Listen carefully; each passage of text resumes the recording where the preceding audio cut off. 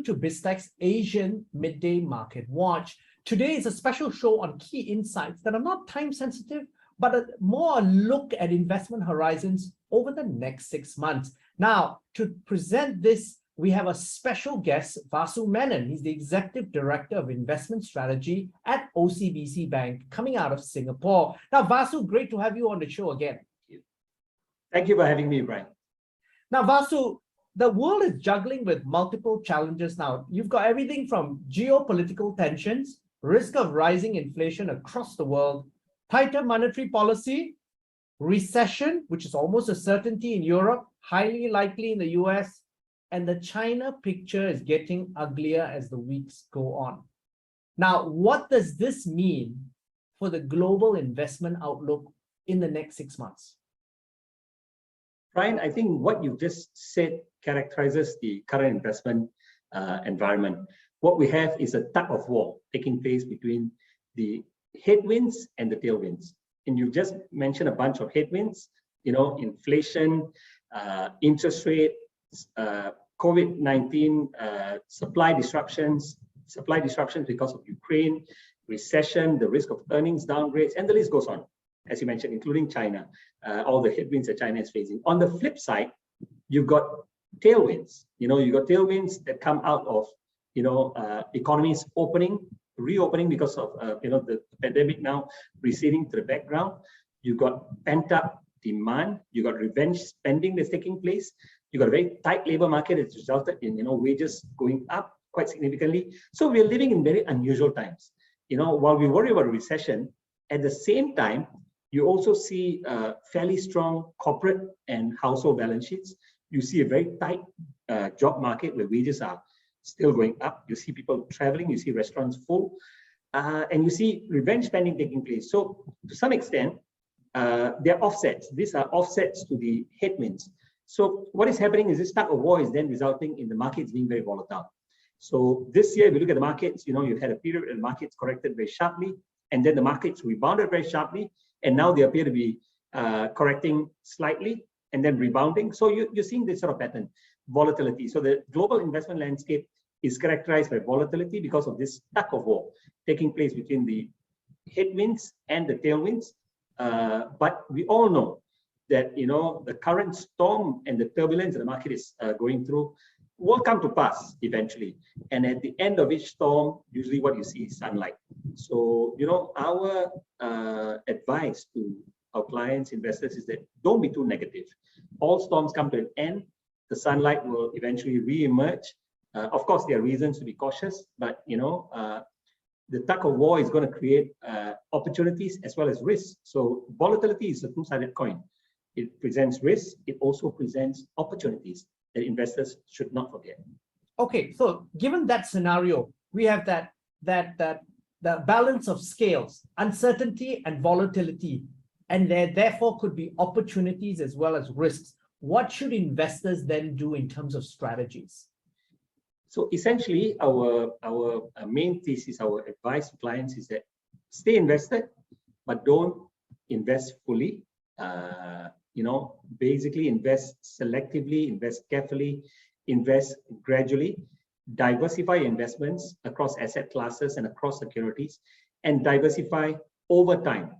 And this last part, I think, is quite important because, as we know, some of these uncertainties in the markets right now will not go away anytime soon. It will be there for the next 6 months, perhaps even 12 months.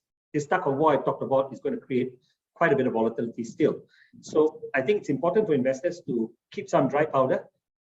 If they're looking to make fresh investments in the market, to spread it out over the next perhaps 6 months, 9 months, or even 12 months. Because from time to time, the markets will pull back on the back of fear, and that is going to create some interesting opportunities to buy. But buy gradually and buy very selectively. And do not throw all your eggs in one basket. You may love technology because it offers high beta, very fast returns, but don't throw all your money into the technology sector. It can be very risky. China may look attractive, but don't throw all your money into China. Important to diversify across asset classes. Bonds may be out of vogue, but they could come back into play down the road. So it's important for investors to, number one, diversify across asset classes, diversify over time, by buying gradually and be prepared to take a view of 2 to 3 years. I think it's very hard to trade these markets and catch every twist and turn. Whatever you buy right now, you've got to be prepared to hold for the next 2 to 3 years. And as I said, once the storm clears and the sunlight re-emerges, there's a lot of money, idle money, waiting on the sidelines to jump into the fray.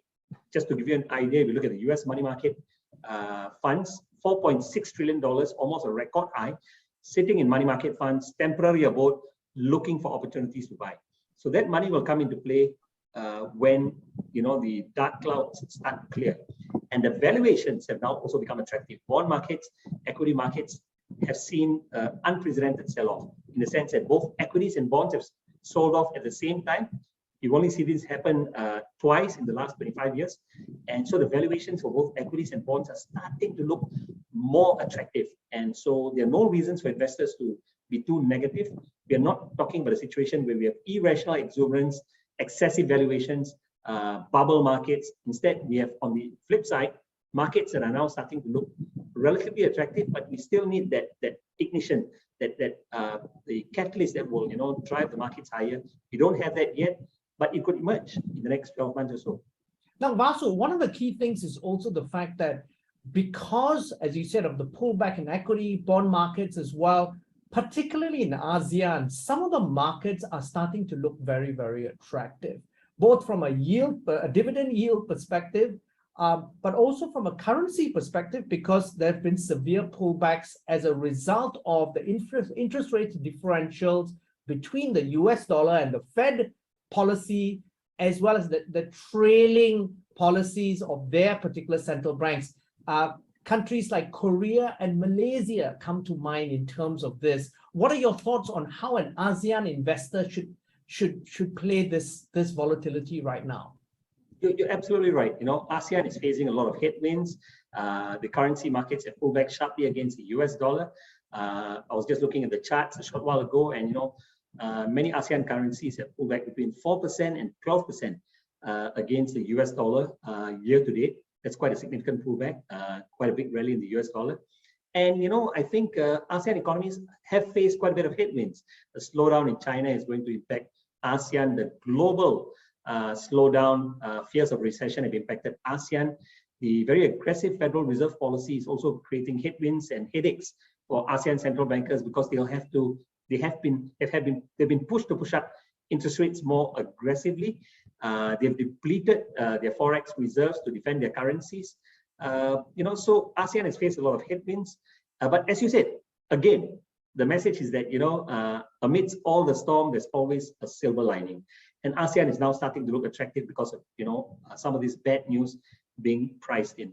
So again, ASEAN is a risky proposition. It is not, the markets are going to be volatile, at least in the short term, because of everything that's happening, especially the Federal Reserve pushing up rates and the strong US dollar. But remember, at some stage, the Fed is going to stop hiking rates. The US dollar is going to plateau. The pressure will be off ASEAN central banks to hike rates aggressively. Their weak currencies are going to make the exports more attractive. China is going to slowly get back on its feet. And the global economy will eventually, in the next 1-2 years, get back on its feet as well, after going through a bad patch. So all that is going to put ASEAN in a very good position to benefit from a recovery when it all takes place, perhaps in the next 12-18 months. Now, Vasu, thank you very much for coming on the show, and thanks for your insights. Thank you, Brian.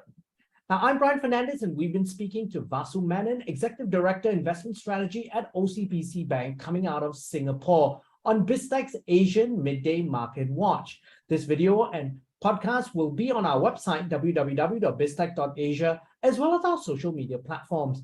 It will also be on our syndication partners, TV stations, radio stations, and websites.